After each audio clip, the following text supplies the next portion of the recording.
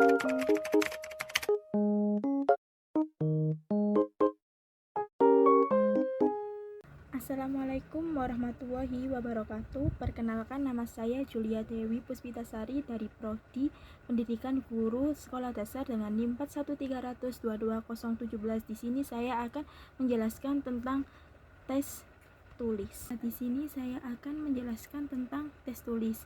Tes tulis adalah tes yang soal dan jawabannya diberikan dalam bentuk tulisan. Tes tulis biasanya disebut dengan penilaian paper dan pensil tes karena dilakukan dalam bentuk tulisan. Peserta didik akan menjawab soal dengan tidak selalu harus merespon dalam bentuk tulisan dengan kalimat jawaban, tetapi dapat juga dalam bentuk mewarnai, memberikan tanda, menggambar grafik, diagram, dan sebagainya. Untuk tes tulis, memilih jawaban yang pertama pilihan ganda, 2 pilihan benar salah, yang ketiga menjodohkan, yang keempat sebab akibat. Yang kedua yaitu mensuplai jawaban. Yang pertama soal isian, yang kedua jawaban singkat, dan soal uraian. Nah, yang kedua yaitu kriteria tes tulis. Kriteria tersebut dibagi menjadi beberapa aspek. Yang pertama, aspek materi, kesesuaian soal dengan indikator.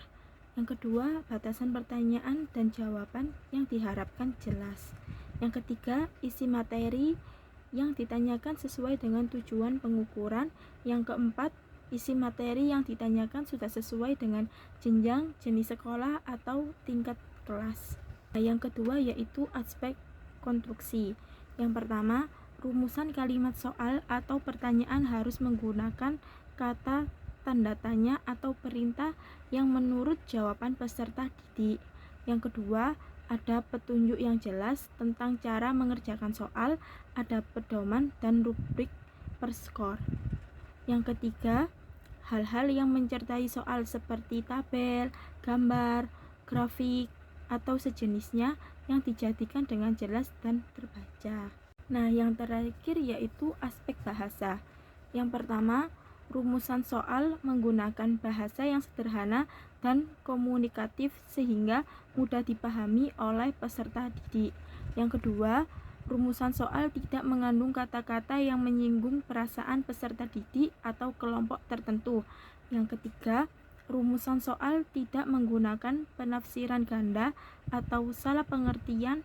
Butir soal menggunakan bahasa Indonesia yang baik dan benar. Yang keempat, rumusan soal sudah mempertimbangkan segi bahasa dan budaya dan jangan menggunakan bahasa yang berlaku setempat. Yang kelima, tidak menggunakan kata-kata atau kalimat yang menimbulkan penafsiran ganda atau salah pengertian. Yang keenam, tidak menggunakan bahasa yang berlaku setempat dan rumusan soal tidak mengandung kata-kata yang tidak menyinggung peserta didik. Adapun langkah-langkah melakukan tes tulis. Yang pertama, soal uraian dapat ditulis secara langsung tetapi perlu memperhatikan tujuan dan materi pembelajaran. Yang kedua, soal uraian perlu mempertimbangkan jumlah waktu yang akan digunakan peserta didik dalam menjawab soal tersebut. Yang ketiga, soal uraian tidak boleh menyediakan kesempatan bagi peserta didik untuk menjawab soal yang mereka ingin kerjakan. Yang keempat, soal uraian objektif diletakkan pada soal nomor uraian di atas, kemudian baru soal uraian non-objektif. Yang dari saya, kurang lebihnya mohon maaf. Wassalamualaikum warahmatullahi wabarakatuh.